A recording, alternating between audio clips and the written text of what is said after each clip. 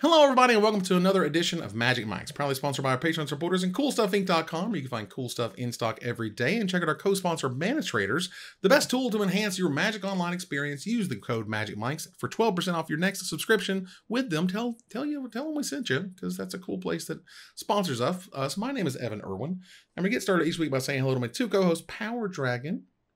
Hello, everybody. And if y'all aren't catching us on the pre-show, you're missing out on some great conversation. Yeah, it's fun.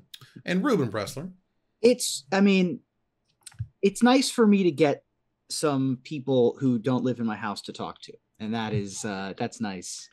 Nice to have. So we're here for thank you for being my what do they call it in the zoo when you give them like a ball when they give you a rubber ball with peanut butter in it? Prep. Enrichment. You guys are my enclosure enrichment, and it's very nice of you to do. I'm so glad we're your enclosure enrichment. That's weird. Yeah. Weird way to start the show. If you missed our pre-show patrons and subs to this channel, get access to those crazy convos early. And we kick it off with our first pick in our giveaway. Get your chance at $50 worth of anything at CoolStuffInc.com by typing !raffle in the chat. But sub first, use them hanging primes to get 2 chances to win. Support your favorite streamer with your suggestions at the end of the show to see who we raid tonight. That is thanks to our sponsor, CoolStuffInc.com, where you can find cool stuff in stock every day. We're actually having a giant sale right now on all board games and all RPGs. So every single one is included. So go find your favorite while it's on sale. All right, that said, we move on here to the first pick. And the first pick is that the Wilds of Eldraine is here. We did it, everybody. Yeah. It's a new set. It's great. So breaking down the set a little bit, I will talk a little bit about sort of our experiences with what we played in the preview event and our experiences with the client. If you got to play any since it's been released, was yesterday or so, and I've got to play a little bit of it that we talked about in the pre-show. The limited environment's pretty cool. I'm having some fun with it. It's a very complicated limited environment, lots and lots and lots of moving pieces. So if you enjoy that complicated Magic with lots of stuff on the board and lots of activated abilities and triggered abilities, it's got you covered, because that thing, it does it very well. I've not played as much constructed as I think Power Dragon has, who you've done a few videos now, right? Yeah, I've been doing them nonstop, it seems like. But honestly, this has led to a lot of fun deck building. And I'm talking standard here. I haven't done anything with anything else, but in standard, it's at least giving you a bunch of options to build ways you haven't built before. Like we got to play elves again, so that was kind of cool. Like we got just a couple of pieces, so that's like a deck. Dragons got a boost because of like the Decadent Dragons, so that's actually been sweet. There's some good Jund stuff we've seen. Obviously, like fairies were good. Matter of fact, before I even got on live day, I was working on a food deck, which is some fun, like in a way we haven't played food before, because we have stuff to let you like turn food into creatures. There's things that are getting bonuses because you're sacrificing food. Like there's a whole pile of stuff you can do. So yeah, this is gonna leave some fun brewing. And the fact that we didn't have anything new for the whole damn summer, we were like 5 months or something since the last standard legal set. Yeah. So it's like, man, this felt so good. So yeah, everybody's getting on it. Videos are getting a bunch of views. So it's like, yeah, it's a good time. Nice. Ruben, how do you feel about Wilds of Eldraine at this point? It was fun. I played all drafts. I got absolutely demolished. I did not do well. I think I went 1-3, 1-3, 1-2 in my drafts in the early access event. And I tried a bunch of different stuff, and then I just kept getting smashed. A bunch of cards like that I didn't necessarily think were going to just completely took over games. And it was really interesting to see kind of how well Celebration played was a big one for me. Yeah. I thought it was going to be very difficult to get 2 permanents, but there's so many things that like make rolls and make rats that getting Celebration was actually somewhat reasonable. Not to mention food tokens, obviously. So it was a good environment and really interesting. So I had a good time. Oh, and side note, these creature lands are the truth in this set. Yeah. Like they're really good. Like the Restless Cottage has been fantastic. That card seems fantastic. Yeah. You know, and you know, it's one of those, it's nowhere near as fast as Phyrexia. That was one of the fastest sets I've seen in years. And it's also one of those sets that's not as slow as Strixhaven. Particularly because we talked about this a little bit where, you know, you don't always use food to gain 3 life. Like back in the day, that's just what you did. You gained 3 life and you moved on with it. And that just made games kind of last exponentially longer. Well, now, and you know, Strixhaven had that thing where you could go learn and get stuff out of your sideboard. And that made games take longer as well. As now you're just like, well, I'm bargaining everything. And bargain gives you sweet payoffs for all this stuff, which is great. And you're making tons of enchantments, and there's lots of enchantment cares, matters, you know, stuff going on there. I drafted a blue-white deck with the tap matters thing, which was so cool. Like that uncommon where you tap and you stun a guy and you draw a card because it's the first time you tapped a guy. Like, woo! I had 2 of those white enchantments that when you tap another guy, you put a counter on one of your guys. Like, it got a little silly, let me tell you. And it was a ton of fun. So it definitely feels like one of those sets where when you're drafting, you got to build a deck. Like you got to build like an actual, it can't just be good cards in these colors. You got to have some interactions in between that you know are going to pay off, because just getting good cards is not enough. At least in my very preliminary findings, I've found that if I don't have the right synergies, it just looks silly. You know, I mean, you're out there just like kind of just playing dorks, and they're over there like, I'm going to make rats. And then I'm going to play that rat girl who puts, you know, wicked, you know, rolls on all of them and just come and get you. And I'm the rat deck. And I'm over here like, well, I got a thing that's a 3/4, you know, it's like, that's not enough. You got to know what you're doing. Yeah. So it's been cool in that it's complex in that way. It's been also kind of like, you know, very much a challenge, sort of a puzzle you can solve quite a bit. Have y'all seen the anime trailer for? No, I just had somebody comment on that last night as I was going to bed. Yeah, and they were excited. I was like, let me go watch it and see what it's about. It's wild. I think, thought it like I'm a fair weather anime fan, so you know, I'll say that up front. I thought it was well done and good quality, but it didn't hit me the same as the Kamigawa one did.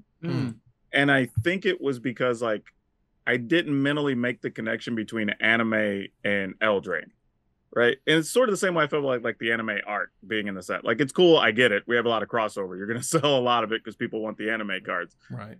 But like now, overall though, the production was great though. Yeah, I'm not a anime laureate, but this speaks to a very specific era kind of anime to me.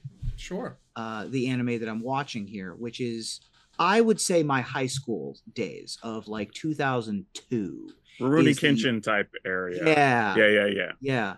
As opposed to a later, what I perceive to be a later style or an earlier style. This, like, I'm getting a sense memory looking at this anime art style. Yeah, it's not quite as kind of lo-fi as Akira. Very cool. A little bit sort of moved beyond, right? At least that's what it feels like. Again, I'm also not the greatest anime watcher in the world. Certainly not an expert. I just thought it was cool.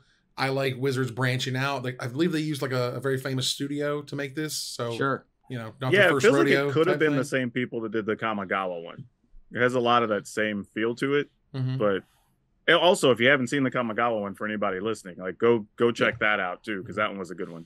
Yeah. Sure. So, but having an anime just in general is really cool, and I love that, and it's something unique and new and different that they fully produced, and they actually completed on. Like the Netflix show just kind of like disappeared into the aether because, as I understand it, no one was kind of happy with how it was working, and so I don't blame them. That's fine. You'd rather not have a show than have a crappy show. But, it's nice to also see this be completed because it's tough to complete anything. So that's great. Let's see here. There was something interesting that they noted about sales updates. Listen. There's a point where if I can go to my local game store and I can buy every type of product for the set, I'm not sure we're pre-releasing anymore, because I can buy all of the set that I want, every product, every booster, all the commander decks, no holds barred. Not that there's anything wrong with that. It's just, It's kind of weird where we're also going to call them pre-releases. Now, maybe you could argue that they are kind of local game store releases because the Walmarts and Amazons of the world don't get it until a week later. But, you know, it is just kind of weird that we're going to call them pre-releases, but they're going to keep the current setup for the foreseeable future of on pre-release weekend, you get to buy as much product from the new set that you want. Which I can tell you, great. By rule, it has to have a classification as such, and there's certain rules they have to follow as far as what stores can get it and why, so they can actually stay within international rules. Because if they don't, there's actually, because there's a whole story to this of how I know, because we literally stayed late on a Friday to solve this problem when I was at Wizards one time. Oh, goodness. But okay. It actually had to do with, I believe it's the European Union. Sure. If there's not a delineation there, then they have to make it available for all people that sell it. So you wouldn't be able to do pre-releases separate from your online retailers. So very particularly within the rules, like has to be, you have to be a WPN member. They have to base it on number of events or attendance or whatever you have. Right. There has to be something to say, like, this is the reason that these stores get it, but the online stores don't. So without that, you wouldn't be able to do it. And there's a lot of particulars, but yeah. Oh, that's great. We can talk about it off the air. I love that inside baseball. I really do. I think it's cool. It all makes sense. I love having that stuff when you're just like, what? This doesn't make sense. And they go, well, it's this reason. You go, oh yeah. I can tell you a story about that day sometimes. It was a very frantic, 2 hours. This is the time to do it. It's the time we're talking about it. All right, sure. Yeah. Okay. So, whatever you're comfortable sharing. Yeah, whatever you're comfortable sharing. I'm pretty sure I can settle this without getting me in trouble. But basically, we wanted retailers to have an advantage, right? Because they do all this other stuff, let them get something for pre-release. So it actually started with just letting them sell booster boxes, because that was the thing that kept coming up, right? The other stuff, and I think for a long time it stayed that way. Like, you could sell booster boxes, but the other stuff came later or whatever. Right. So when we started working on it, we got a call like, hey, we got to have a meeting, whatever. And this is like on Friday where some people leave early or whatever. We're like, fine, we'll just go in here. It was my team, my bosses, and I think one of the people from legal stayed there so we could ask questions. So but basically it was like, hey, if we do this, we're going to be in violation of whatever the rule was or the law or whatever. So we literally had to sit down and we had a whiteboard of like, okay, first off, you have to be in the WPN. Like, we know the online stores can't be. And then it was like, okay, well, we can't just send them all random amounts of stuff, or else that's basically like letting them just buy however much they want. So there has to be restrictions. And it's like, okay, well, what do we base it on? Then we had to figure out what metrics made the most sense that we could actually say, all right, we use this to judge it, and they'll get the right proportionate amount that they should be able to take care of all their players, right? Then it was like, how soon do we ship it? How does this count? Like, all of that had to be mapped out. And then we literally, as we solved the thing, we would talk to legal, and it's like, is this okay? And they're like, yep, sounds good. All right, next thing. And that was literally like an hour and a half, 2 hours of just I see it, man, to solve the problem. So yeah, crazy stuff like that went on at Wizards all the time that nobody ever sees. But I also have a crazy story at some point down the road for like when we tried to make the guild kits for the second go round of Ravnica, like that was a problem too. But like there was stuff we wanted to do that we ended up not being able to do. But yeah, lots of that stuff behind the scenes. But yeah, so it sucks that it's still called pre-release, but it's probably just a moniker they're going to keep because it's a clean, like, before it goes on sale, these guys get it, you know.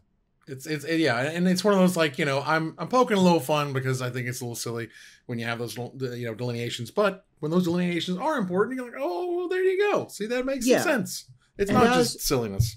As Pharmacist Judge points out in the chat, there is some amount of provenance to the word pre-release in much the same way the Pro Tour has history or some of these other historical terms in Magic the Gathering. And this is one that they're keeping, which is nice for a change.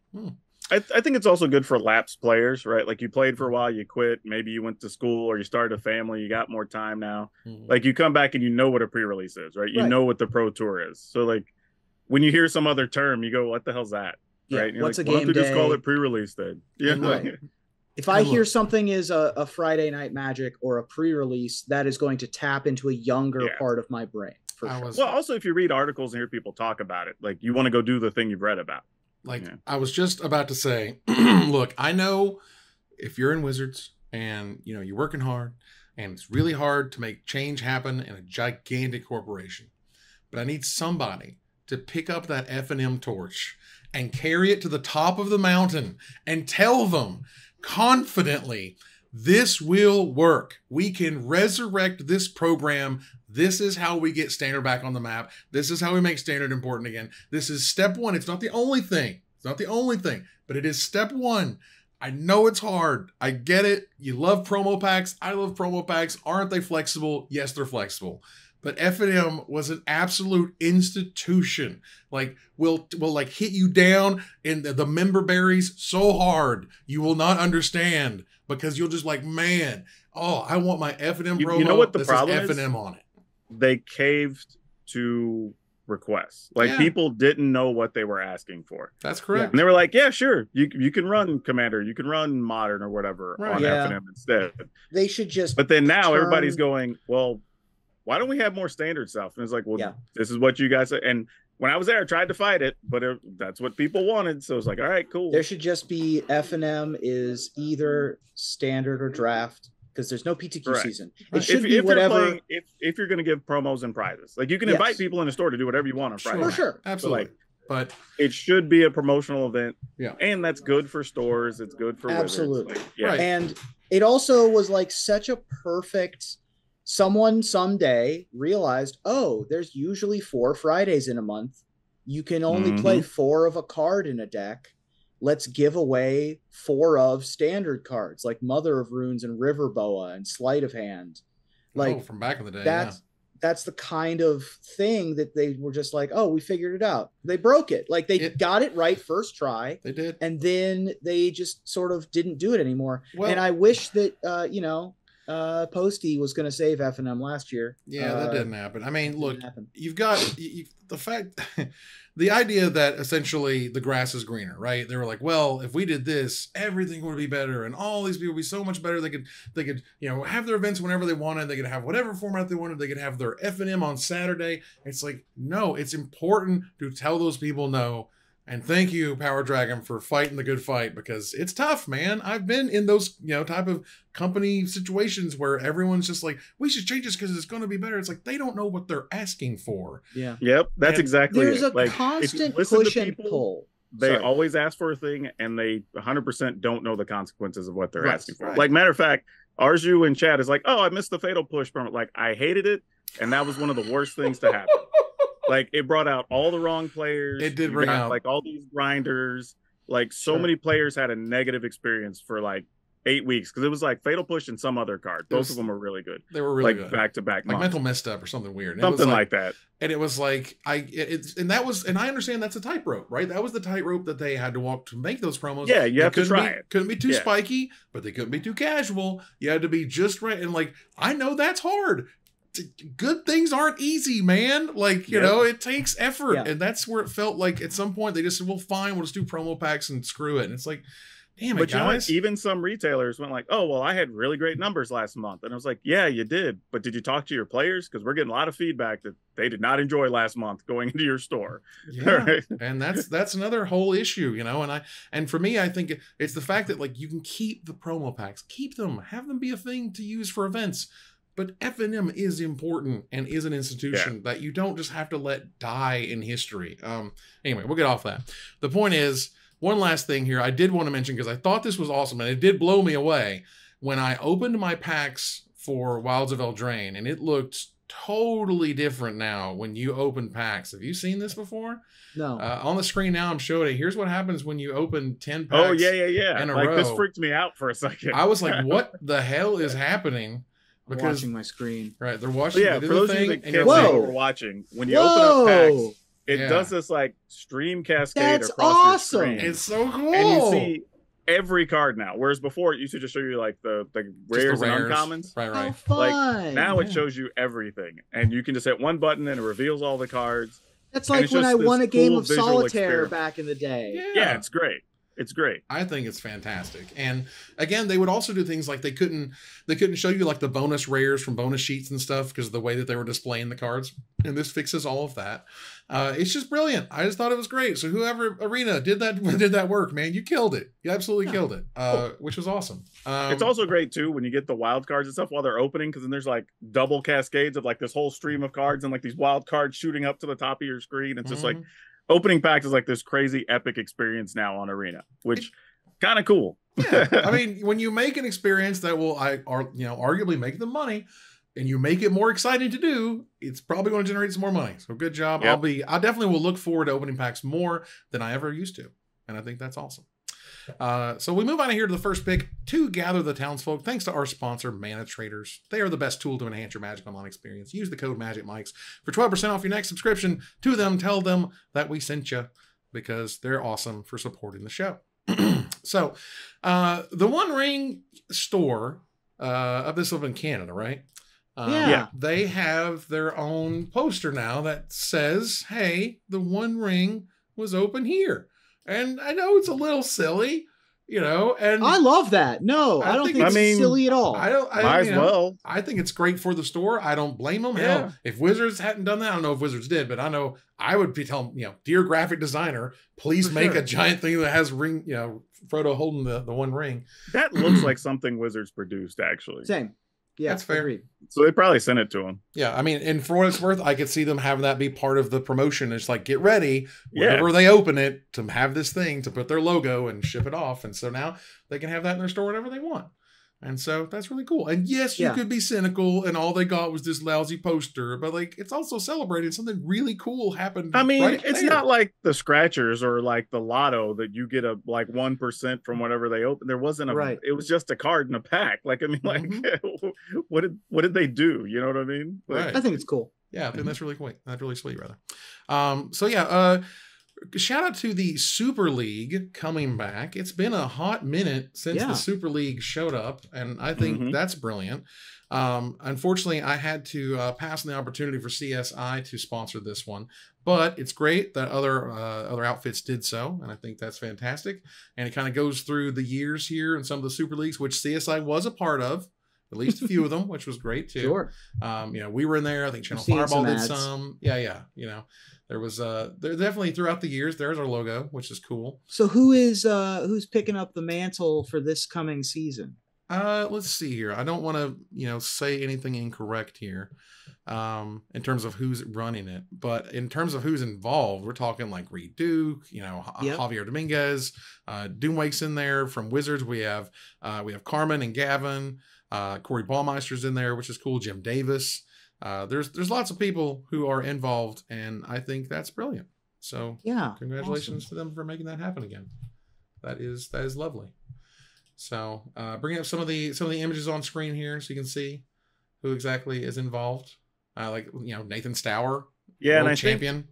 Anzi D MTG is doing all the production for it or whatever, leading it up. So that sounds right. I didn't want to get that wrong. I was like, was it Danzy? Yeah, and he's done a bunch of other stuff. I've done commentary on some events that he's run. So nice. And makes sense. Yeah, and it's terrific. And it's definitely one of the things that I hope they come back and ask me, because if I have the budget and I'm able to do it, it's awesome to support the community. People get excited about this stuff, something to watch and be excited for. Super League at this point that's a institution in Magic. It's been around. I mean, they've done dozens of seasons at this point. So glad to see it back. Yeah. Moving on here to the MagicCon Las Vegas, which is happening in a couple weeks here. They unveiled some of the merch that they're going to have there, which is super cool. And I would totally love some of this stuff. What a goofy shirt. It's a silly little shirt. That's a funny shirt. I will take. Okay. I still love an Unfinity, even though it's kind of like a weird redheaded stepchild these days. Attendees who spend over $150 at the show store will receive a Relentless Last promo while supplies last.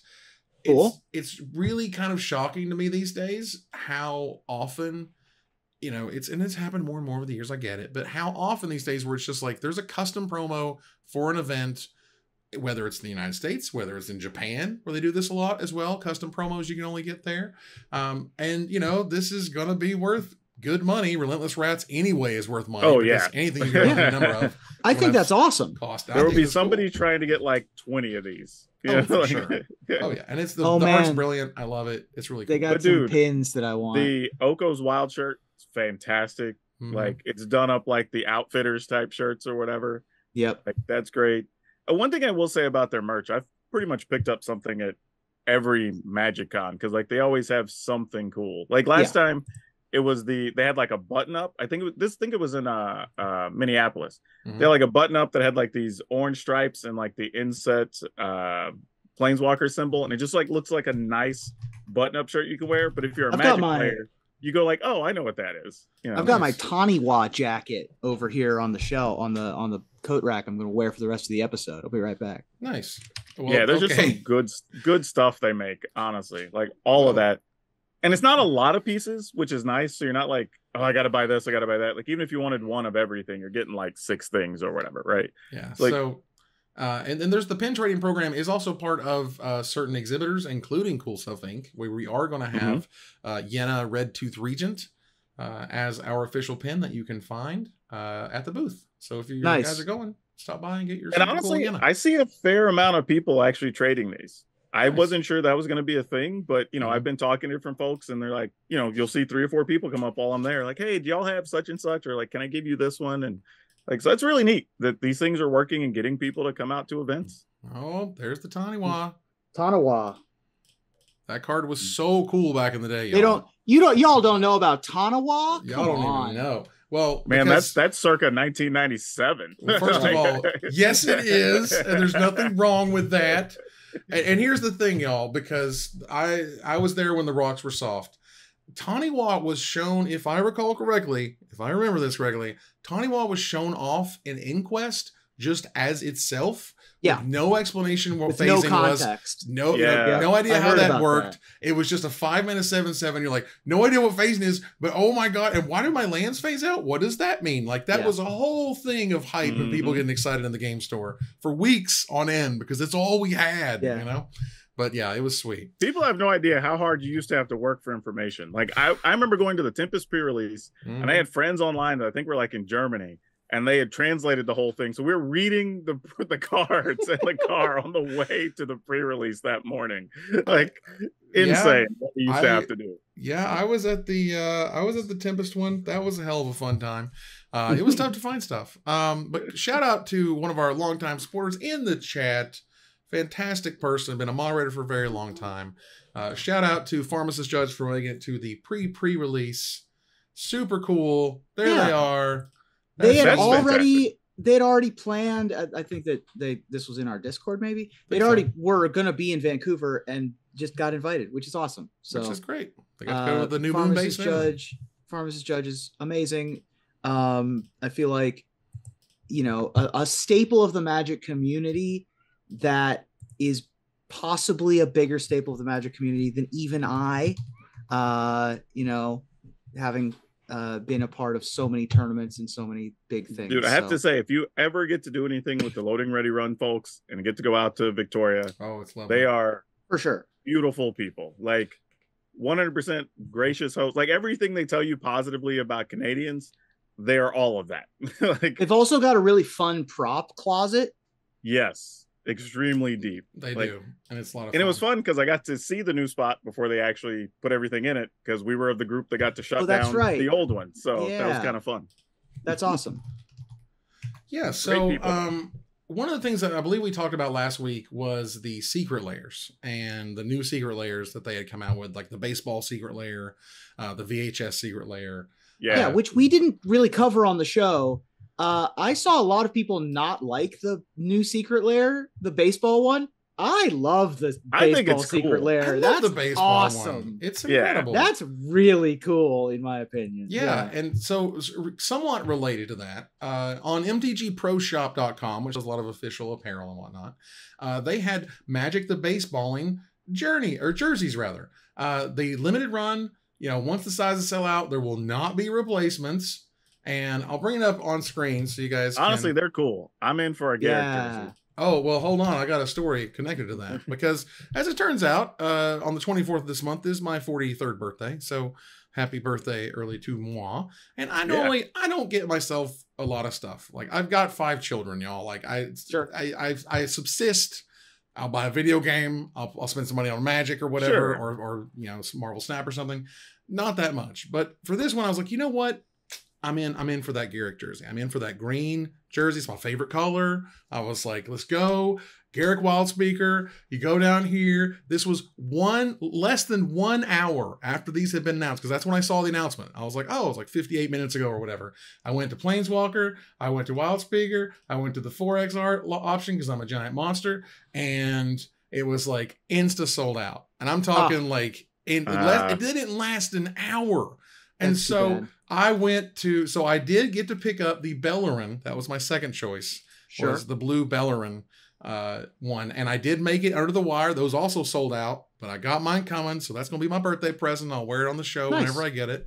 That's awesome. But yeah, I thought that was really neat. And I love the whole thing when they go deep into the theme, you know what I mean? And they really commit, and it's got the scribbly, writing, numbers and everything. Like that's just, I just love the that classic stuff. Underline. Love that stuff. I hope that the quality is similar to that of real baseball jerseys. I think that that's going to be awesome. Yeah, I would venture to guess so. I've gotten other stuff from MTG Pro Shop. And actually, Steve Port, if you've been to old Grand Prix or whatever, he's the one that owns MTG Pro Shop. And he takes that pretty seriously. So I've got like a hoodie from him. I have a couple different shirts I bought over the last probably like 6-7 years that still are in great shape, top quality stuff. Probably been through 30 washes each by now.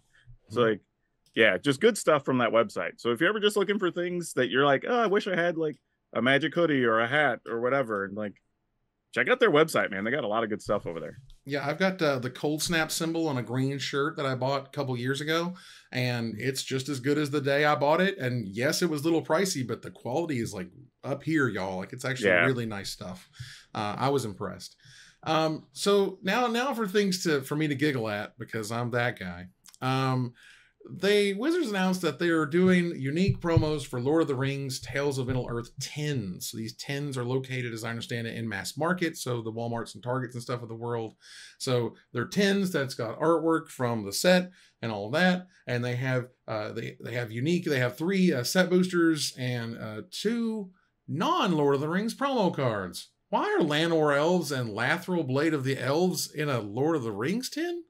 It's elves. I don't know. They're elves? Yeah, it's a little weird because like those two, and they didn't even do them in the same styles, really. Right. So it's just like why are they not both like throwback style? If you're gonna do one, like, yeah, I just had questions. Like it's just a weird, like, I'm okay with the cards existing, but like we didn't even tie them into each other, much less tie them into the product. Like that's the only problem I have. I just. It's whatever. It's silly. It's just silly. I can't summon emotion to be upset or happy for that. I love it. I think it's silly because, somewhere along the way, somebody had to say, fine, we'll just put Lanor Elves and Lathril in it. Right. Sure. These are some promos we got coming in. Right. It's what we got it's what we got in the back. It's what we got. We didn't got time to print some Lord of the Rings promos. Just make it work, so they did. Congratulations to Rhystic Studies, to Sam himself, for 10 years. Started his channel August 27th, 2013.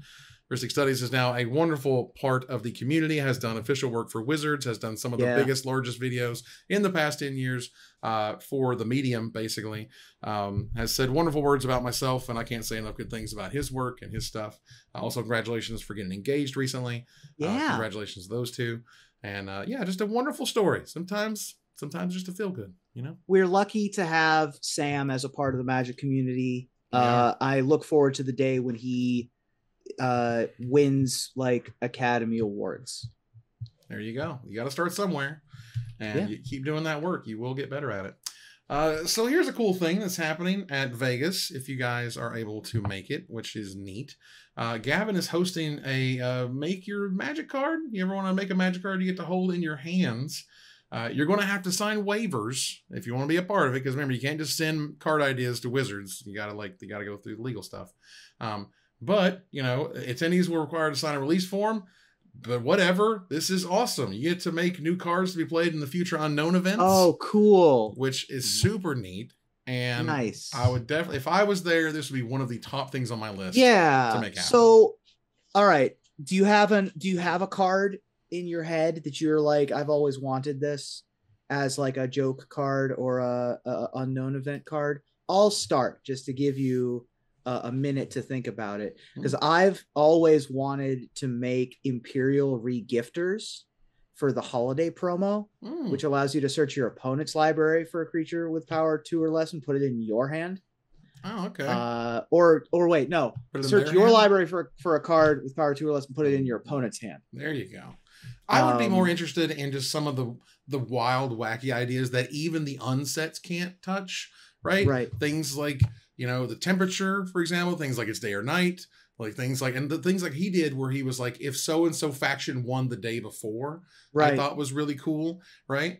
Or, maybe it's tied to the pop culture, or like there's movies, or I don't know, like how well a movie did is how well the card does. I'm spitballing, but either way, if it's the first quarter of the year, it has this bonus. If it's the second quarter of the year, it has this bonus. Or seasonal elemental would be fun. Like the box is in 4 little like quadrants, and it has a little bit of an ability for the 4 or give me like an absurd creature, like a 2-mana 5/4, but it gets a -1/-1 if your opponent has a black permanent, an additional -1/-1 if your opponent has a blue permanent. So like it sucks against the enemy colors, just a 2-mana 3/2. But like in other situations, it's a big 5/4, right? Yeah, that's cool. Give me something crazy. Right. The power and toughness is equal to Hasbro's stock price. Just put a slash right in the middle of it. Oh, today we're a 5/6. Let's go. Wild. Target creature gets -X/-X, where X is how much the stock price of Hasbro has dropped today. Oh, goodness. Well, and you could do 2 of those, right? Where the stock goes up or increase. Or increase, yeah. See, choose one. So we're gonna move on here to some desperate Ravings. Unfortunately, some bad actors and things. LGSs are getting broken into, I guess, more and more is a way to put it. On the plus side, the Gen Con goods have been recovered. It was apparently those 2 guys who worked on that game where they wore the shirt of it to steal those things because they're idiots.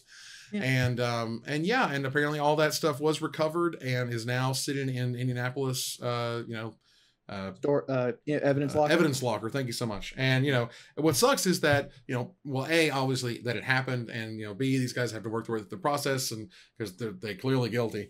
But while all that happens, that product just has to like sit in the evidence locker. Right. It kind of sucks. It sits on the shelf until it's no longer worth anything. Until it's no longer relevant to the case. Evan, you keep telling people to throw product in a closet and wait 10 years. Maybe that's what we got. Maybe we got Indianapolis evidence locker goods. That's going to be an ugly insurance case to resolve, and I don't know how they're going to do that. So, I do not envy them. Yeah. And maybe it's even more of a collector's item. Maybe they can convince the police to like release it with the evidence tape, like with the sticker or stamp or something on it, right? Official evidence. Big red evidence stamp on. You have to have a piece of magic lore. Oh yeah, that would be worth fun. Some dollars. Weird dollars, but dollars. Sure. There you go. All right. That said, I want to move a little bit here to some splash damage. Some cool stuff happened that wasn't necessarily magic. In particular, that the professor, old Brian from Lair Community College, they put him on a Flesh and Blood card. In fact, a whole Flesh and Blood product, a set of 4 pre-constructed, what you would describe as commander decks in Flesh and Blood, with a bunch of like cool reprints and a bunch of new cards that are also in it. And they kind of did the whole thing, and even Polygon did a whole article about it. This is one of those, you buy those unique experiences for like you and 3 of your friends, for example. And one of y'all can be the professor, which, deals with its own cool, new, different mechanic. And there's a level, there's a level of like Flesh and Blood doing things for the community and a result of community or working with community members that you just don't see, because Wizards they're just too monolithic these days. Whereas these guys are too big. Yeah, they really can do stuff like this because they're so small. Ascension used to do something like this, but that's not a TCG. This is different. Right. So a very cool thing. Yeah. I don't have a problem with this at all. I think it's neat.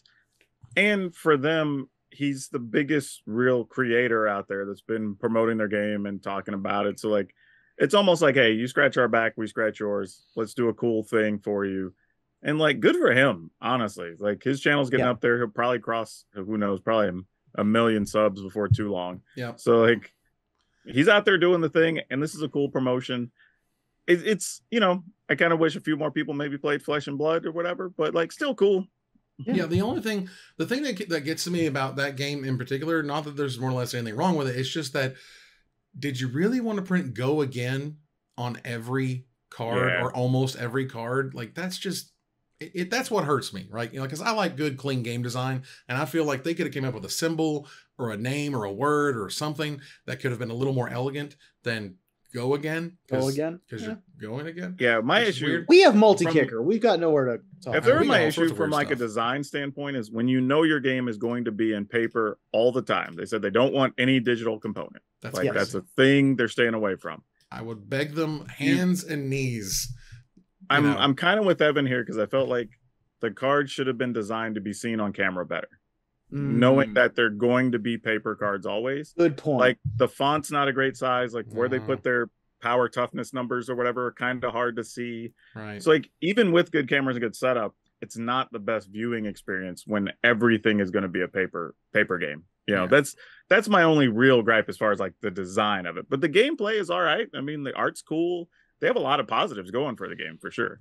Yeah, the idea that, you know, you kind of, the push and pull of I'm on attack, you're on like defense stuff is interesting. But yeah, either way, awesome. It's going to be like $69.99 beginning in game stores on September 29th. So check that out if you would like.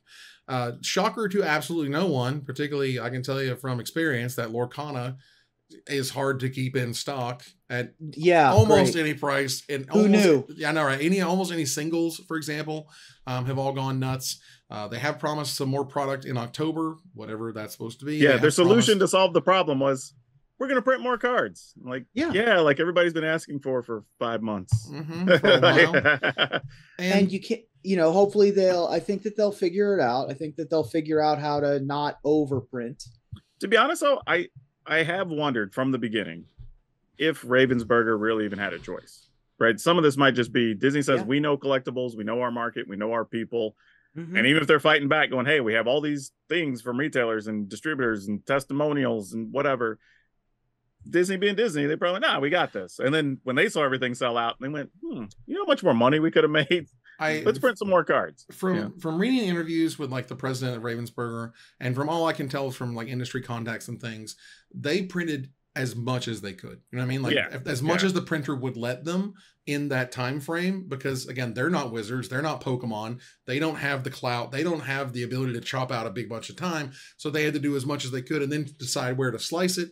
And then these extra is like, begging the printer for any extra days that they could get, and then like sort of a big reprint supposed to be the one coming. I mean, to be fair, Ravensburger may also not have just been financed for it.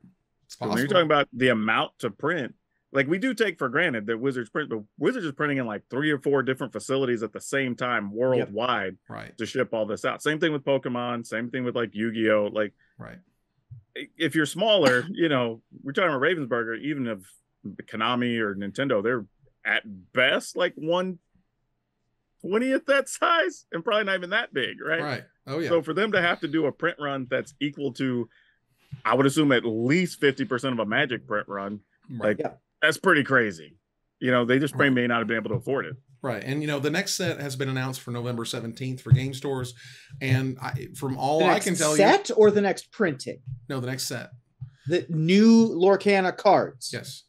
Chapter 2. Yeah, 3 months after the first release, which is just like Magic, just like Pokemon, just like Yu-Gi-Oh! Because I think 3 months is the right amount, because 3 months gives you the amount of hype, there's sales, there's organized play, and then you kind of hype for the next set, and you kind of do that. You do the wave.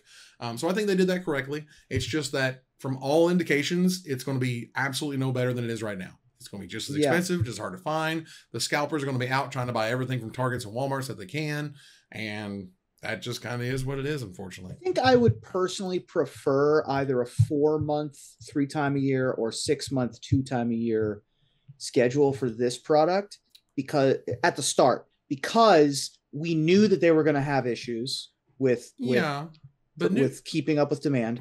And this is the first time Ravensburger's ever done anything like this. In my experience, particularly with non-Magic TCGs, It's incredibly important to have new content sooner than later, even if they can't access it, because it keeps people engaged and excited. Even if they can't get access to the cards, at least they can see the new stuff, talk about the new stuff, imagine what they can do with it, yada, yada, yada. And there is going to be some point, it's probably going to take them about a year to 2 years. We could be in a PS5 situation where it takes them that long to finally saturate the market, and it's finally available at somewhat reasonable prices and reasonable locations. Like, it's just like CSI, we couldn't listen on the website. Like, yeah, if we want to build a community at all, why would we sell any of it online versus our stores where people are there begging? This is one of the things when I was having a discussion with people and they were talking about how big it could be or whatever. I said, but if you can't print enough cards early on, you've already shrunk your ceiling. Yeah. Because some number of players are going to say, like, I can't even build a tournament deck for the first 6 months, or hell, maybe even 12 months, right? Nobody goes to that club anymore because it's too busy. Yeah, like, or some number of stores still can't get it to sell it, and they won't be able to in October. So their favorite store doesn't carry it. They're not even going to get into the game because they don't want to support the competitor or whatever, right? They don't like the other store or whatever it is. Right. So there's some number of people you just won't get as customers for at least a year. And hopefully you didn't kill out the hype, at least in the local market, right? On a world scale or a national scale, it'll probably still be fine. But the Disney adults are going to fuel and they're still collecting, they'll still buy. But you're going to lose some percentage because you couldn't meet that demand for such a long period of time. Right. As long as, they've literally said nothing about digital client or digital options, but B, the idea that there's new content that keeps coming out and it's good content. Like you want good expansions that make the game more interesting and more exciting to play, or at least to think about or talk about, much like Magic. Because if the new sets come out and they're like crap, or they're sort of just rehashes of the first set, that's going to be a serious problem, versus saying like, oh, this new mechanic's really cool and interesting with all these different card effects or whatever. But also give me some DuckTales, some Rescue Rangers. Oh, like Winnie the Pooh's coming, I know. Rescuers Down Under. Oh, we're getting Winnie the Pooh. That's good. Finally Winnie the Pooh. Raya the Last Dragon. I know they mentioned that. Really? Okay. Yeah. So. I mean, we did have some weirdos in the first set. We had like Sword in the Stone. Right. In the first chapter, that it was like, all right, that's one we had to get in there. I mean, I guess, do you roll it out and do a Pixar set? Probably. We got to do the rest of the classics. We got to get I'm just saying, I'm talking chapter 6 or something. For sure. We got to get 101 Dalmatians in there. Like, you got to get 101 Dalmatians. A little bit, right? We got Cruella de Vil in there, right? But, we got Cruella de Vil and Pongo and Sergeant Tibbs. Right. We got a couple. Yeah, let's get the mom and dad in there and some of the puppies or whatever. But yeah, we did. What are the big movies that we didn't get in the first chapter? Pocahontas was the one that came to my mind. Yeah, there was no Hunchback stuff. There was no. I'm thinking. Oh, true. There was a little bit of Hercules stuff. Yeah, the only Princess and the Frog stuff we got was Dr. Facilier. Yeah. So I'd like to get some, like a Raymond card would be fun. Oh, or Princess Tiana. Like, let's get more princesses. Wasn't the little frog from Princess and the Frog? That was the one drop that got the one drop purple guy is the lizard from Rapunzel. Aha. That's the chameleon from Rapunzel. Right. From Tangled. Yeah. Tangled, Cool. Well, either way, I'm excited about it. Marvel Snap makes money. We don't have to talk about that. We get it. Let's go ahead and turn the corner. Marvel Snap's great, and they are a great game that keeps doing great things. It's a fun game that I really enjoy. So let's move on here to the finisher. And let's go ahead and do our thanks, our giveaway. Let's make all that stuff happen. Thank you for everybody. While Evan hits buttons, I'm going to make some announcements for you. Hey, everybody, you know what month it is? Nope, it's not September. It's September, which means that it's even more affordable and better for us as creators. It's both better for you and for us to sub this month. So why is this month different from all other months? A Jewish person like myself might ask. Well, it is September. So consider subscribing to your favorite channel or channels, or this one. Yeah. And also, you might notice in the lower right hand, right under the screen here, there might be a Twitch a Twitch Prime sub button. You may have a dangling Prime. You don't have to go see your doctor about it. It's normal. But if you have a dangling Prime and you have Amazon Prime and you don't use your free Twitch sub, consider using that as well, because that uses the Bezos bucks and pays us just the same. So anyway, do all of that, and thanks for watching. And to piggyback on that, if you're listening to this somewhere, you should probably go leave a 5-star review and say something nice about the three of us, so other people will actually know to watch it, and it'll help in searches on those different places where you're downloading this to listen to most of the podcast sites. Yeah. So yeah, it only takes a couple seconds to do that. We'd appreciate it. And it's free to do that. iTunes reviews, greatly appreciated. Anything that you primarily listen to via podcast, you should leave positive comments for. I have a lot of friends that do audio podcasts, and their comment sections are full of like 12-year-old trolls. And it's pretty ubiquitous across the format.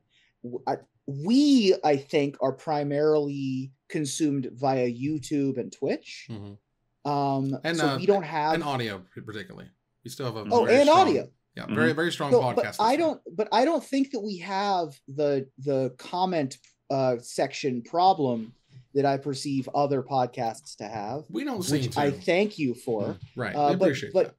If you do listen to audio podcasts, please do make sure that the creators feel good about themselves and want to keep making stuff.